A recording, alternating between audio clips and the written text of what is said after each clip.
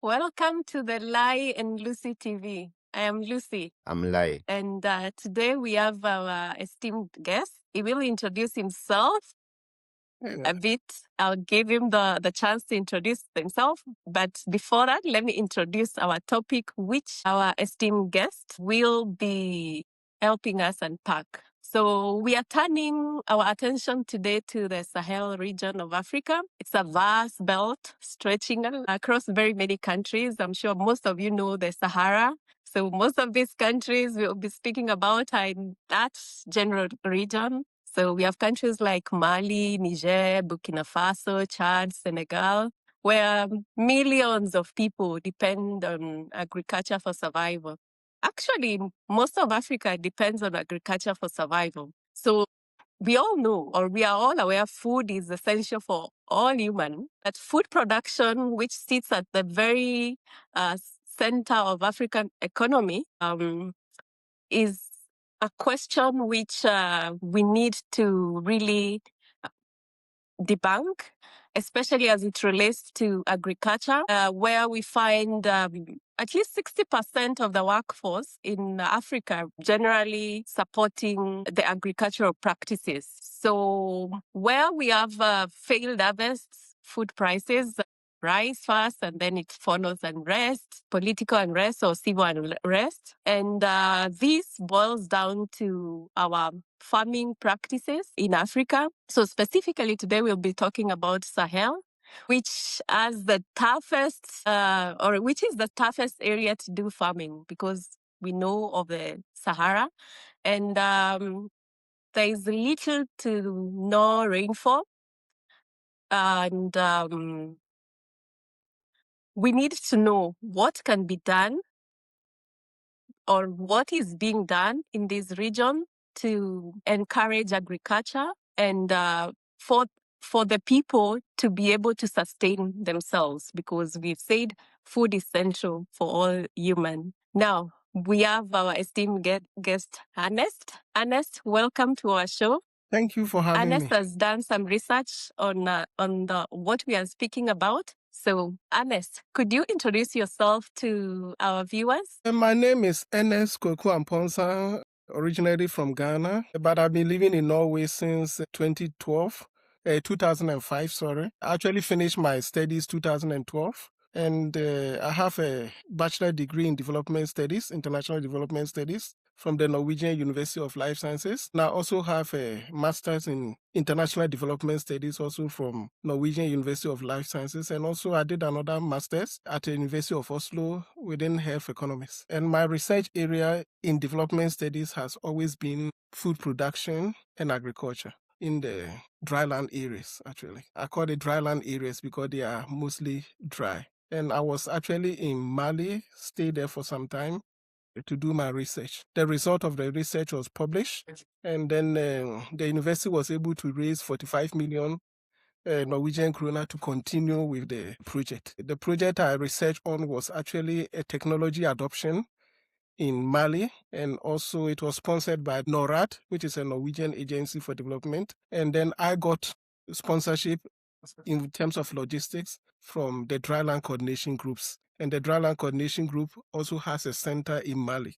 So they received me and they supported me with logistics. The result of the thesis was published, and also I wrote article out of the thesis, and it was also published. So those are the areas I think we can also look at. Ernest, farming. Why not other thing? Why farming, and especially why?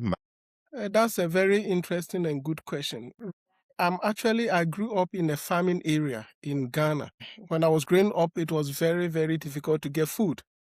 You could have money, but you cannot get food to even buy those days in Ghana. And then at a certain point, there was this bushfiring that spread across Ghana. And some of us have to live under extreme food conditions. Then when I moved to Norway, I started doing my research. I started following the Malthusian theory that food and population growth were actually moving hand in hand, So I started getting interested. Yes. And in my bachelor studies, I saw that the same trend was happening in India, that some people were committing suicide because of lack of food.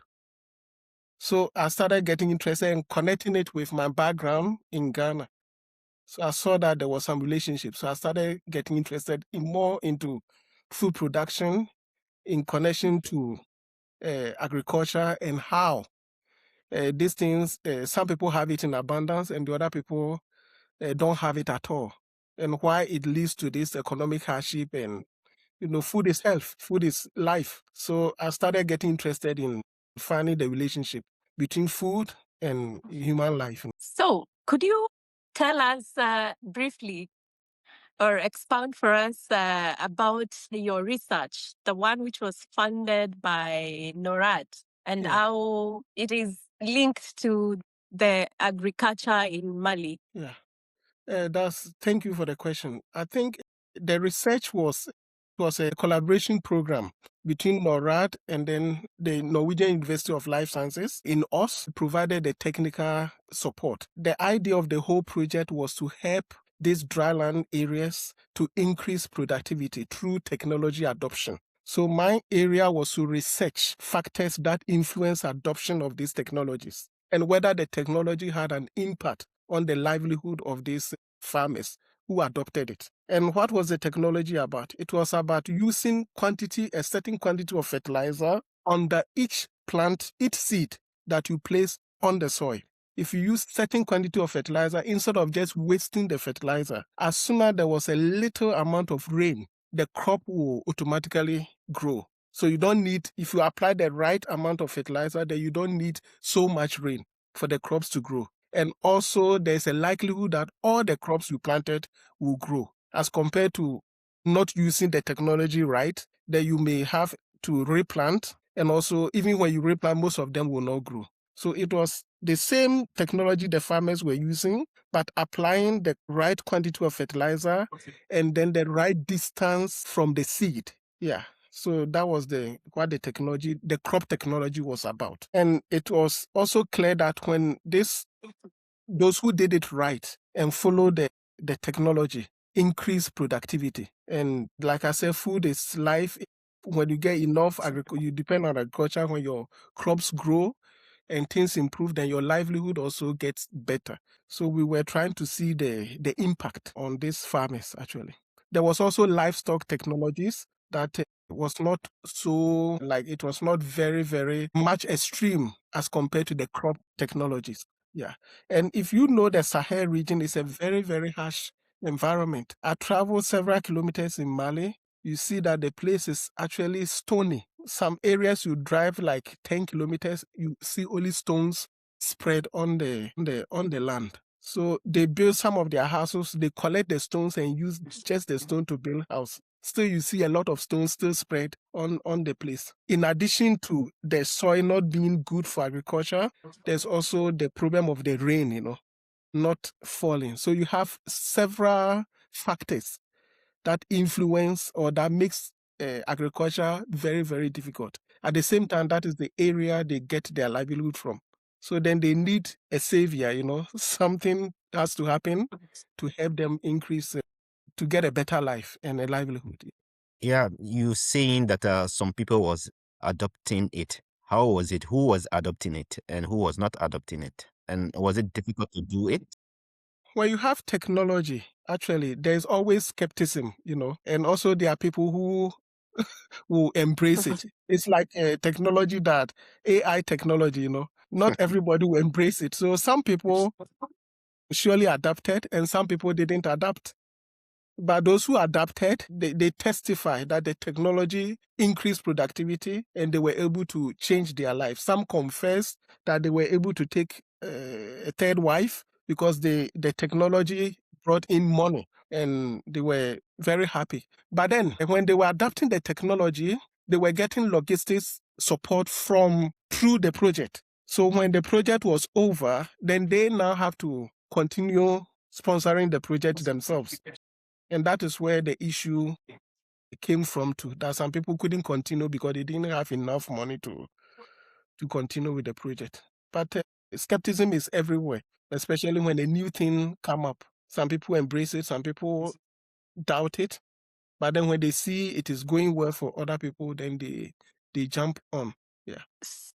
So from what was initiated and what you have said that after the project, some people were not able to continue with what you had taught them, like the new technology on how to do farming for better yields. My curiosity in this would be, was there any inculcation of the olden? Because I believe sometimes people have a way of doing things, or what we call it, the indigenous knowledge, because they have lived in the Sahel for eons, for years and years, and I'm sure there is a way they are able to time that 3 months period of rain, however little it comes, to be able to produce it. Is there a way you mixed the new technology with the old, or was it just new so that it made the people who are not able to have enough money to continue after you finish the project? Thank you for the question. Like you said, they live on agriculture. But if you want to increase productivity, then something has to happen. There is something they call a madman's rule, like doing the same thing and expecting a new result. So if you want a new result, then you have to change your methods, But if you use the old method, you get the same result. No matter what, that is their livelihood. They live on those traditional methods, as you said. And traditional methods works. But the question is, it doesn't, if you are talking about commercial farming, you cannot depend on only traditional methods. You need technology, you need a lot of assistance, you need to change your traditional way of. So traditional way of agriculture is actually a peasantry form of agriculture, where you only able to feed yourself and feed your little family. But if you want to get more, to the extent that you're able to bring in a third wife and also to be able to do other things, then you have to find other avenues, other ways that you can increase productivity so that you'll be able to feed yourself and also make money out of your productivity.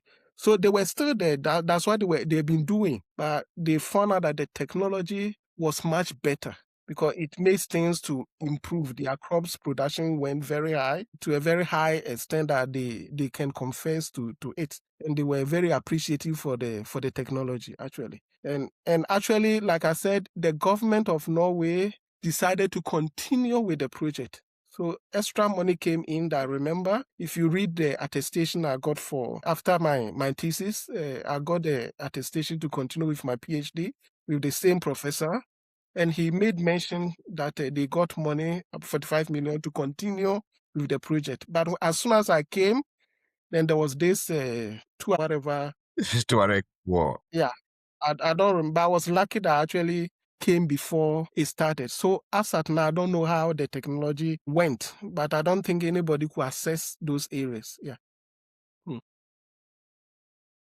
So my question also, it just go back to adaptation. According to your research, out of 120 farmers in your study, 68% adopted fertilizer, and about 51 adopted seed priming, but a significant group did not. What did you find were the key factor that separate those who adopted it from those who did not, like household size, market accessibility, and large farm size, for example? That is very, very good. Like you talk, especially the issue that was Mali faces, like I said before, is accessibility and also finance. So these are two things that you have to, or accessibility is in such a way that most of the things are centralized in the capital, which is some of these farmers live 600 kilometers from Bamako.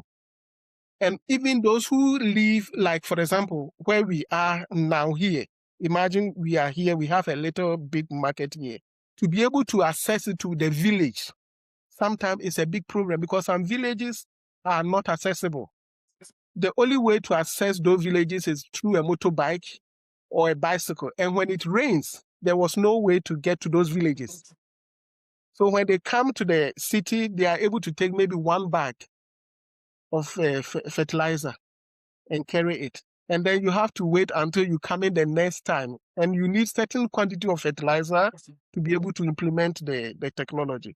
So accessibility was a very big issue. And if you have been living on as a peasant farmer, and all of a sudden you have to use some of your income to start buying logistics, seed, fertilizer, it becomes quite expensive for them. Though you know that it's like certain technology, you know that it works. But because you don't have the means to do it, you are not able to access it, then you actually start doubting it, or you adopt it on a very low scale. So some people were adopting it at a very low scale, but those who had the means were actually, beside what they got from the project, they added their own funds and they were able to increase productivity to a very large scale, actually. So looking at what you implemented or the knowledge you impacted to the local farmers in Mali, where is the disconnect, especially in terms of policy? Because in our African government or in the development programs, because it had to take someone like you with curiosity to see that there is some parallels between how you grew up and what was happening, as you said, in India, where there's drought and people are committing suicide because there's lack of food or they don't have food. So what do you think is the issue when it comes to the policy and the development of these policies and the programs which are developed mostly in Africa and probably in the Sahel region? Why they don't work in relation to agriculture? We have the Millennium Development Goals, and then the idea is to eradicate extreme poverty out of the world, which is a very ambitious goal. And then how do they do it? We have the top-down process, and some people are suggesting that we should use the bottom-up process, And we all know that if we use the top-up process, and surely some of the funds that are supposed to drain down will surely disappear in the middle, before it reaches down.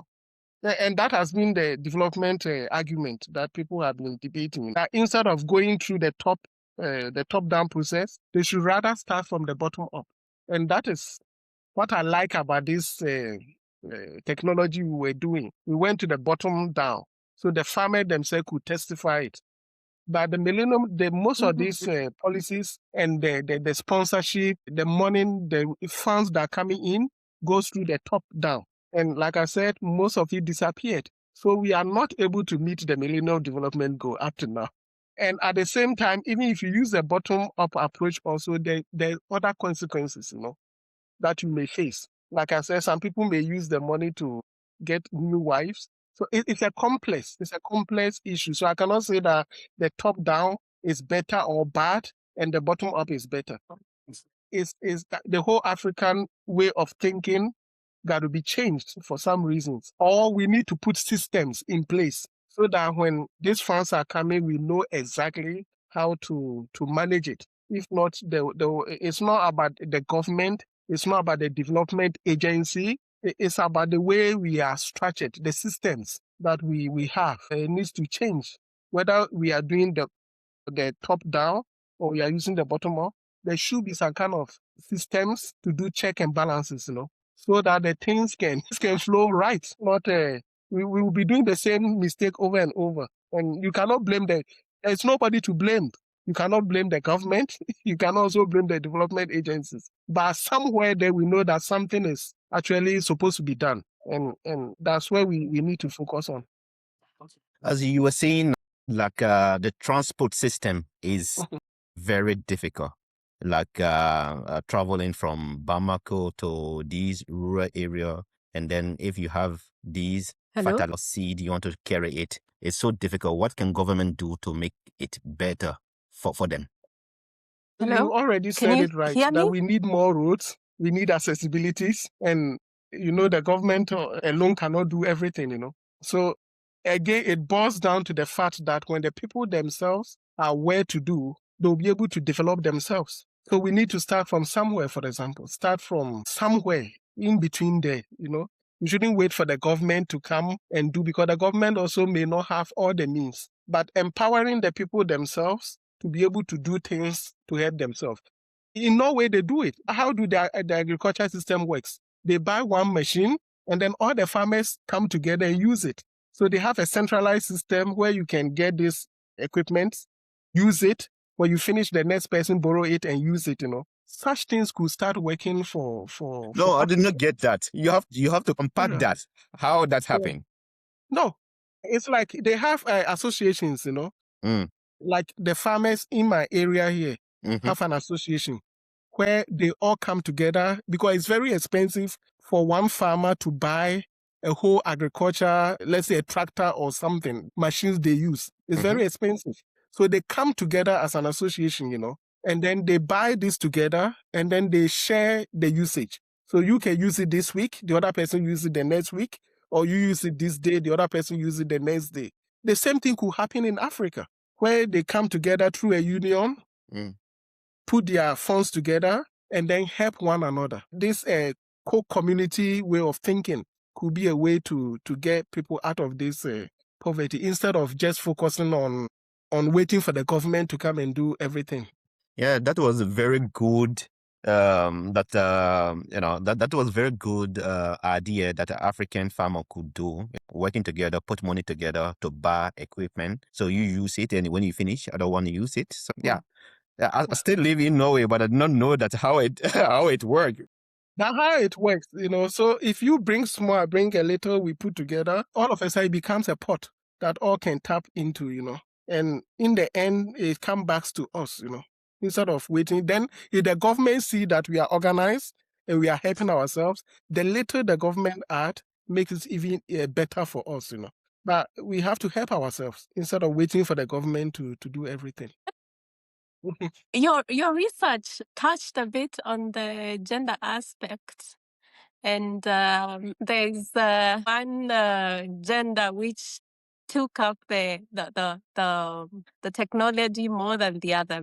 Could you tell us more about that, and what were the findings of or the reasons why that one gender was taking up more of the technology than the other? It also has to do with the structure of families in Africa or in Mali. The man is the head of the family. When you go to any home, I don't think the women don't really speak. They look up to their husbands to speak, At least that's how I experienced. And we never had a chance to. Sometimes some villages, when we are coming in, the woman will get up with the child and go away. So automatically it is the man that we meet. But there were some NGOs that were headed by women, and they were also doing this women empowerment project, so they were more into this animal and livestock technologies that were helping. The women were coming together, raising chicken, fowls, and selling and making some money. They were also doing some crop technologies. They were a women group. It's a place that is highly divided. I didn't really have the chance to speak more to women. Automatically, it's like you're supposed to talk to so the male gender is more dominant in some ways than the females. But when we came to the female aspect where they had their own small project, I was able to talk to the women also. But it's because of the way the household is structured, that the man is the head of the family. And actually, they had some places that the men normally meet, and they were the only ones that you normally see outside, while the women were more like in the house taking care of the family. So I mostly start with the men and very little with the women, actually. Yeah. But when you come to Bamako, it's more liberal. Yeah, the capital is more liberal. You meet women, they talk to you in the car. Yeah. So based on that, I want to ask you a question which I think you will probably have to infer a lot or guesstimate probably. There's this saying we have: educate a woman and you educate the entire community. So based on what you've just said, that you found, the research found that it is more men, based on the structure of our society, it is more men who took up the technology than women. And the chance you had to evaluate the systems of women was just based on what they were doing for themselves and not together with the men. So do you think that saying is applicable, or does it depend on the social society? Because from where I think, my perspective is that it is true that if you educate a woman, you educate the entire community, because the woman is the first person who teaches even the children, or who takes care of everyone, that knowledge is transmitted to them, or to the children, or to everyone near that woman. So is that saying applicable there, or what do you think? That's a very interesting question. I don't think the women are excluded, but they are more like helpers, and they also have a good role to play. They go to the farm with the man, but in every society there should be structure. So the structure is that here we have the head of the home, who is also the head of the farming, and we have the helpers. So maybe the woman comes next, and then the children.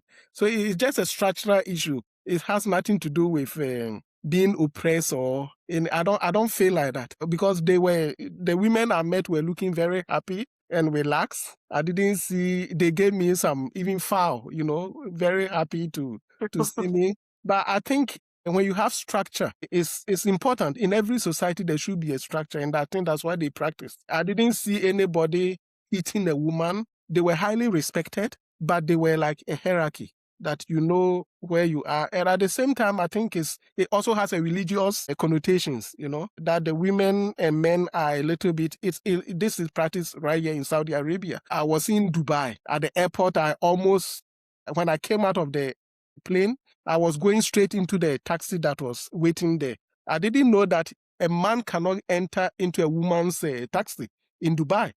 So they started shouting, hey, hey, hey, hey. I was like, they said, haram, haram. Then when I came out, when I turned back, they told me, no, this is for women and this are for men. So it has to do with maybe religious practices. No, I think it's much more about cultural, Yeah, culture also can be. Because Mali is much more Mande culture, and often the men are the leader of the family. Or That the do not family. mean that women, they don't have nothing to say, because sometimes they say behind any successful men, there are ladies behind. Yeah, So behind. yeah, and then as you coming in as a guest, so lady, they may be shy to talk to you, they don't know you, so they gave a chance for the husband to talk to you, to interact with you.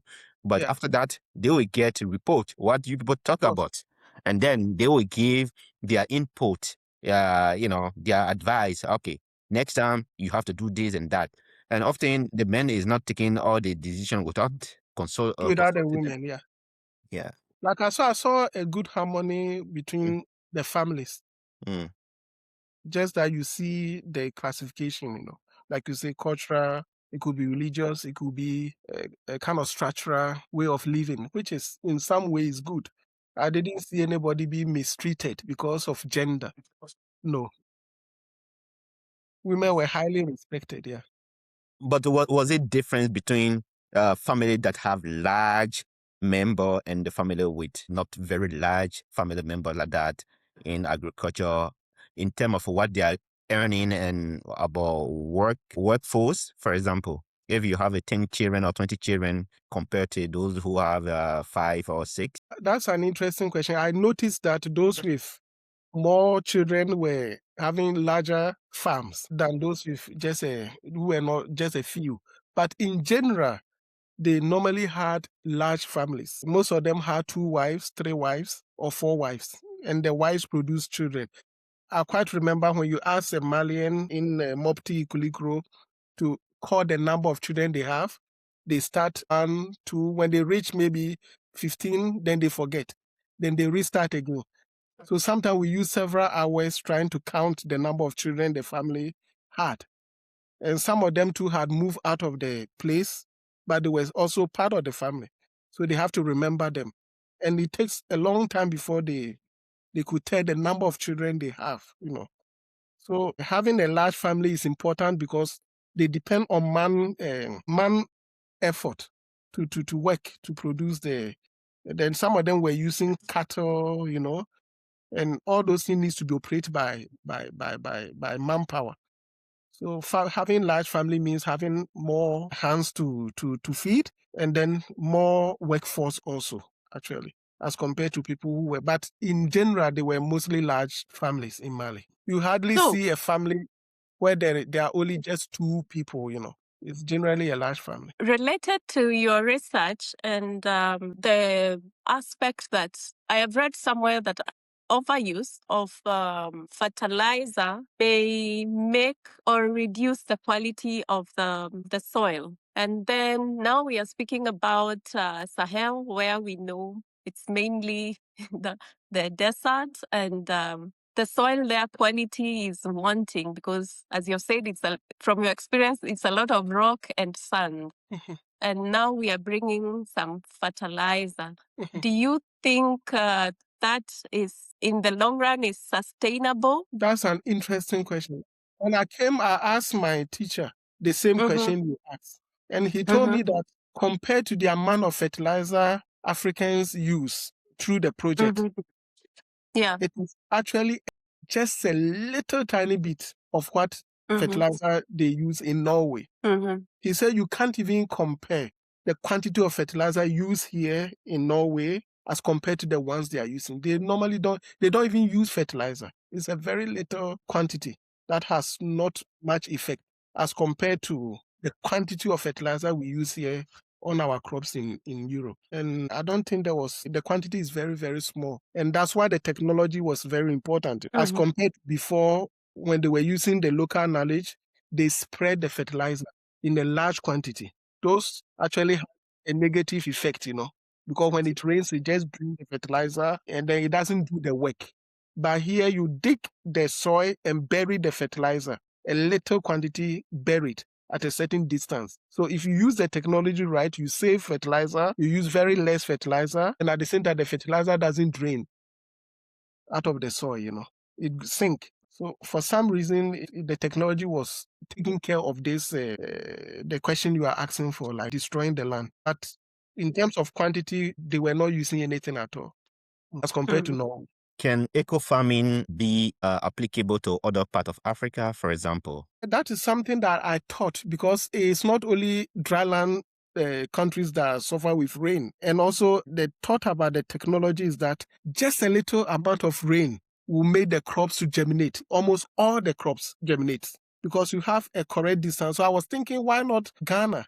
If you go to Ghana, for example, you have the south and you have the north. The north of Ghana is as dry as in Mali or Burkina Faso or Niger. So this technology could be applied to anywhere in every country. And even in places where we have enough rain, using the right amount of fertilizer could help increase productivity. So I feel like it's a technology that every country could, because you apply a certain amount of fertilizer to a certain distance, and once the rain touch the ground, it just help the fertilizer, the crop to germinate. And Africa, it doesn't rain all the time. It rains everywhere as a season, If you have a technology that can help your crops to germinate with a little rain, why not adapt it? I think it's something that can be applicable to every place in the world, Africa. Yeah, that is true. We need such technology because as we speak, Africa in its entirety, it's not able to feed its people. We rely so much on imports from other continents or other countries outside Africa, yet we have a lot of arable land. If this technology helps, then it should be replicated in everywhere. Yes. And also we can develop on the technology in such a way that instead of manually using human power to put the fertilizer, making the hole and putting the fertilizer on each seed, we could develop machines, that can just place the fertilizer and place the seed at the same time. In that case, we mechanize the system. This is just my own thought. We could mechanize the system and then we could do it on a very large scale. Yes, because yes, that's very true. Because actually, most of the food grown by people is subsistent, as you said. It's not grown for export or for in a very commercial. large scale. So if for those countries or those places where they have large tracts of land and they're able to mechanize that for a larger scale of production, it will be very beneficial. We can be importing from each other instead of from other continents. Exactly. Like I'm here. When I was in Mali, I used to drink moringa free of charge. Every morning they give it to me. And I bought moringa here. It costs about 300 kroner. Wow. It's just the powder, you know. So we can mechanize our agriculture. Mali could be producing moringa, and Ghana could be producing corn or cocoa. I mean, there are so many things we can export in between our countries through mechanization, you know, instead of depending on only on the small peasantry, small farming system. If we mechanize, then it will bring in more income and more. Africa will be sustainable for some reasons. My question now is just like, what advice can we give to people who want to start farming, you know? And how can we mechanize all? Because I think we have to have money to to mechanize, you know, to make it industry. How can That's where the problem is, you know.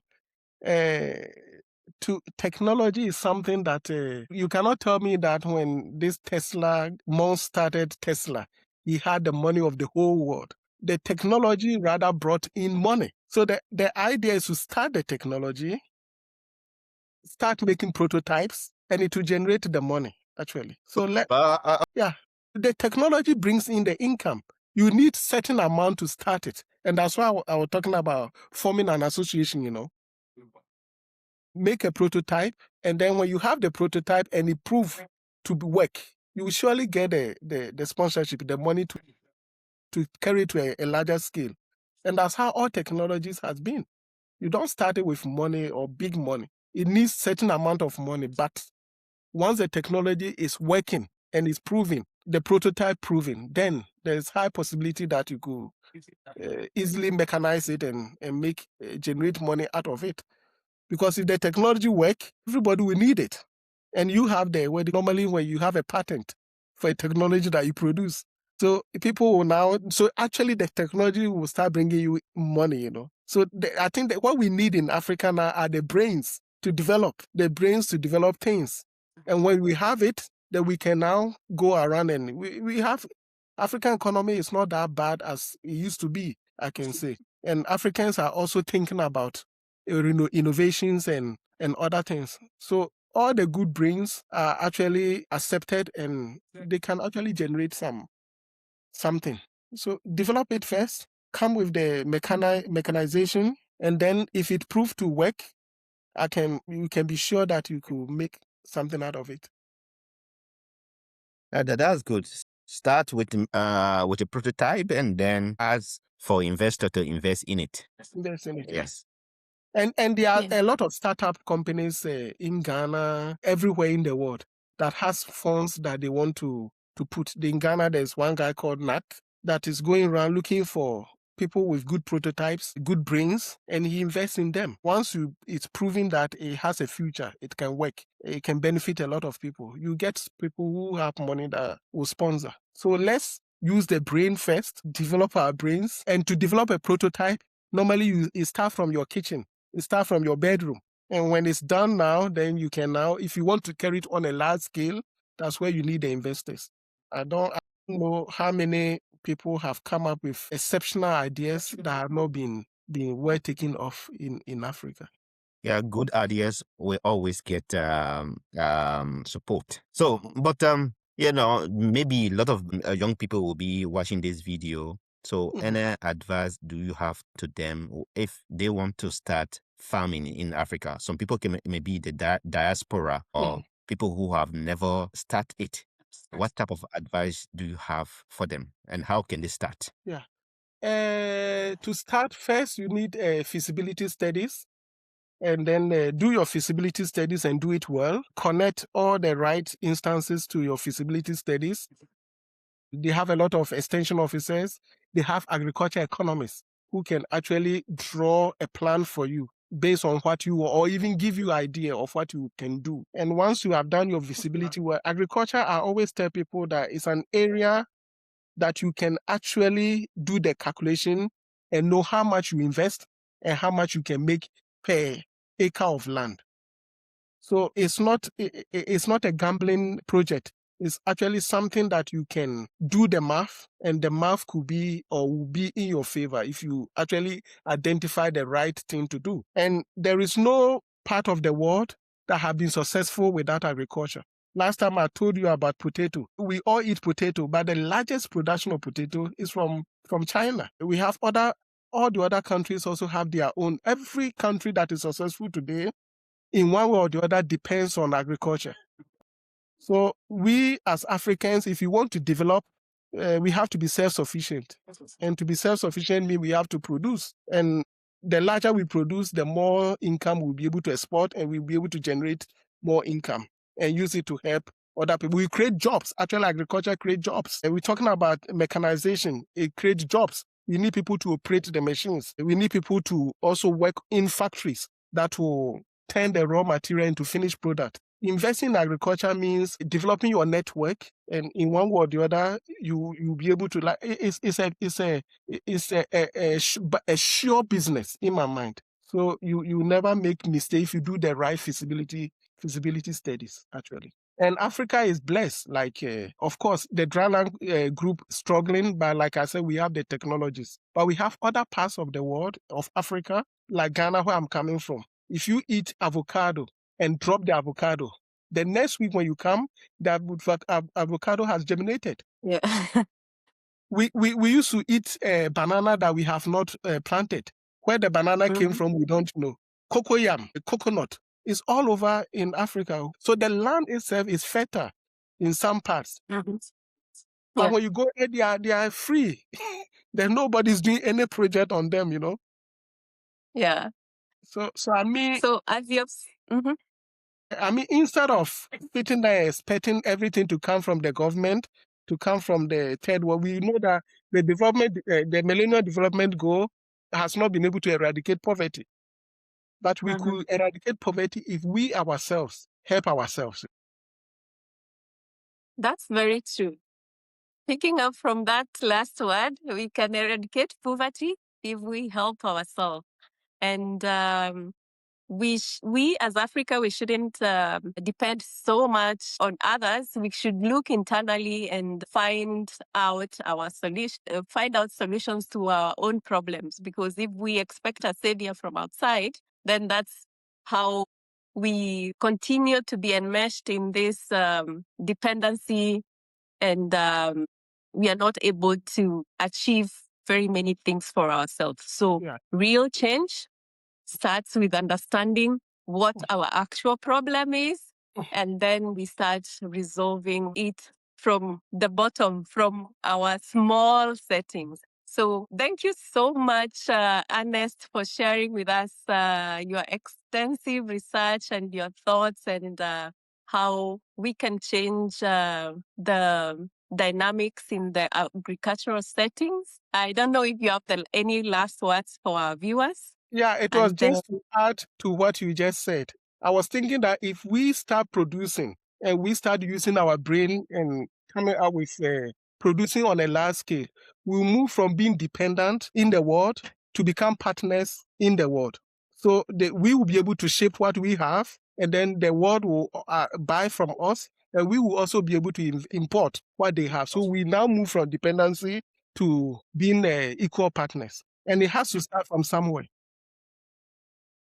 Yes. Laye, final words for our viewers. Yeah, thank you so much for this discussion.